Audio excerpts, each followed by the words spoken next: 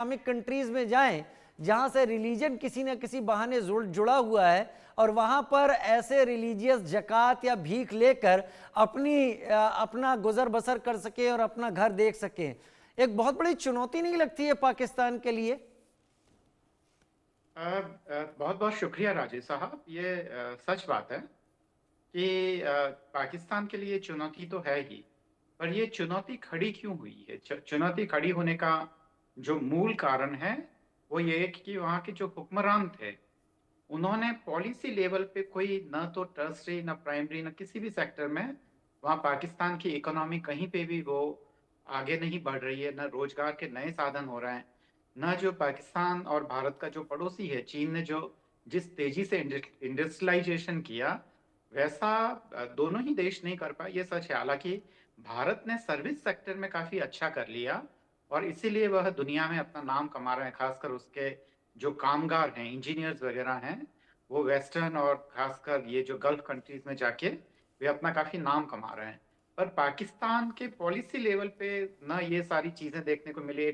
उन्होंने अपने बजट का एक बहुत बड़ा हिस्सा हमेशा वो रक्षा पे खर्च करते रहे, क्योंकि वहां पे जो सेना है वो काफी ताकतवर रही है। तो इसलिए वो नहीं कर पाए। अब बहुत ज्यादा ऑफेंडेड होने से तो क्या फायदा है, क्योंकि जो वास्तविकता है वह तो वास्तविकता है। हालांकि भिखारियों की संख्या इतनी बड़ी नहीं है, पर यह एक तरीके से ये चेहरा जरूर है कि आपके देश में हो क्या रहा है।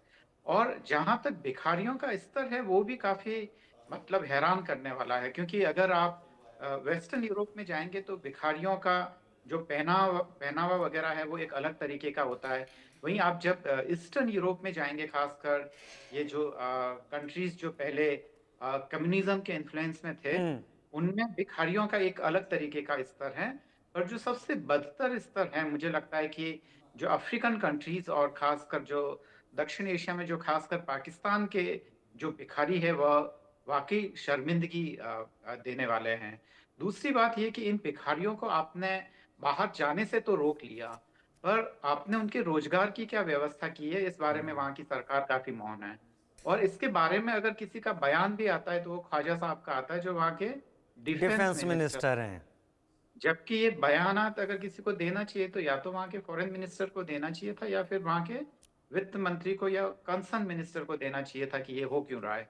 तो यह भी एक बताता है कि पाकिस्तान में किस लेवल पे गड़बड़ियां हो रही है और उसका क्या किया जाना चाहिए। राजीव साहब। क्या किया जाना चाहिए, ये बात आप यहाँ पर बता रहे हैं। आपने बहुत अच्छी जगह इशारा किया।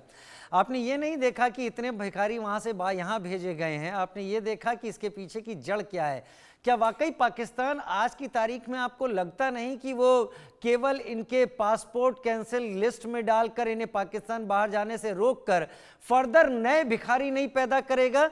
या फिर आपको लगता है कि अभी पाकिस्तान की जो कंडीशन है उसमें और सारे लोग भी इसी बहाने वीजा हासिल करके जाएंगे और एक बार वो भी डिपोर्ट होंगे?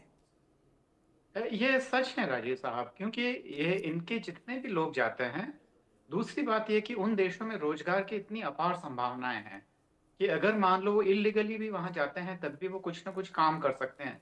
बावजूद वो उसके काम नहीं कर पा रहे हैं, इसका मुख्य कारण है उनका अनस्किल्ड होना। जो वहां जितने भी भिखारी जा रहे हैं वो उनकी अगर किसी चीज में स्किल है तो वो भिखारी या भीख मांगने की है, और किसी चीज में स्किल नहीं है।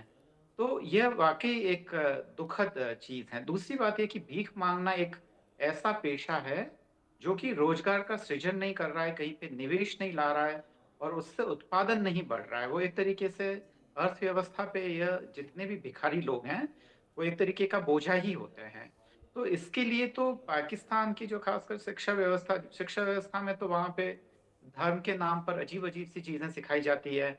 और बिल्कुल जो हमारे जो समाजवादी जो थिंकर थे भारत के, लोहिया जी, उन्होंने एकदम साफ कहा था कि पाकिस्तान का अगर भविष्य कहीं है तो भारत से रिश्ते सुधार के शांति से रहने में ही है। क्योंकि अगर वो भारत से लड़ता रहेगा तो खाली पूरा ये प्रदेश पूरा डिस्टर्ब रहेगा। और आप देख रहे हैं कि इतने सालों में लगभग एक सदी बीत गई, कोई कम नहीं होता है। 5 पीढ़ियों से भी ज्यादा पीढ़ियां बीत चुकी है।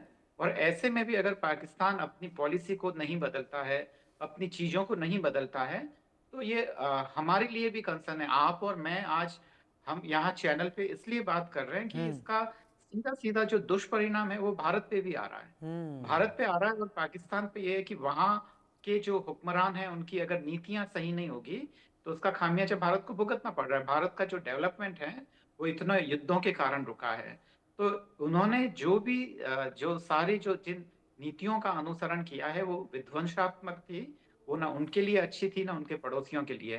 पर यह भी सच है कि दुनिया का कोई भी देश पड़ोसियों को अपनी मर्जी से नहीं चुन सकता है। हम्म। तो भारत को वो विरासत में मिले हैं हम्म। और ये वाकई दुखद है राजेश साहब। नहीं, पाकिस्तान का जन्म ही भारत विरोध पर हुआ है और भारत विरोध ही वहाँ की राजनीति का भी एक बहुत बड़ा वो क्या कहते हैं कि एड्रेनलिन की तरह काम करता है। वो पॉलिटिक्स उनकी चलती भी भारत विरोध पर ही है और ये भारत विरोधी है जिसके चलते पाकिस्तान ने इतनी बड़ी भिखारियों की फौज तैयार कर ली। आप यही कहना चाहते हैं? बिल्कुल बिल्कुल राजेश साहब, यही सच है और आपने बिल्कुल सही बात कही है। और मैं वाकई यही कहना चाह रहा था कि इतनी बड़ी भिखारियों की फौज है, वहाँ अनएम्प्लॉयमेंट है, पाकिस्तान की फॉरेन पॉलिसी और वहाँ की फाइनेंस पॉलिसी की डिपेंडेबिलिटी कुछ फॉरेन फोर्सेस पर है। तो इसका कारण ही भारत विरोध है और वहाँ के हुक्मरान दरअसल ये सब नहीं करते तो आज पाकिस्तान और भारत तो खैर समृद्ध देश है ही, उसकी समृद्धि और अधिक होती और पाकिस्तान जो आज बर्बादी के कगार पर है वह नहीं होती। पाकिस्तान में बहुत भयानक तरीके का अनरेस्ट है। वहां पे जिस दिन मौका मिलेगा वह दिन दूर नहीं है जिस समय की श्रीलंका के में आपने देखा कि सत्ता पलट हम्म। हुआ है, हम्म। बांग्लादेश में भी हुआ है। हम्म। पाकिस्तान क्योंकि थोड़ा सा अपेक्षाकृत बड़ा राष्ट्र है इसलिए वहां थोड़ा ऐसा होने में थोड़ा समय लगेगा। पर वह दिन दूर नहीं है कि जब वहां लोग पार्लियामेंट में घुस जाएंगे या वहां के जितने भी जो सत्ता प्रतिष्ठान हैं वहां तो ये आप और मैं अपने जीवन में देखेंगे। पाकिस्तान में विद्रोह बहुत ज्यादा दूर की बात नहीं है राजेश साहब। लेकिन आपने कहा था ना कि ये लोग अर्थव्यवस्था इकोनॉमी पर एक बोझ की तरह होते हैं।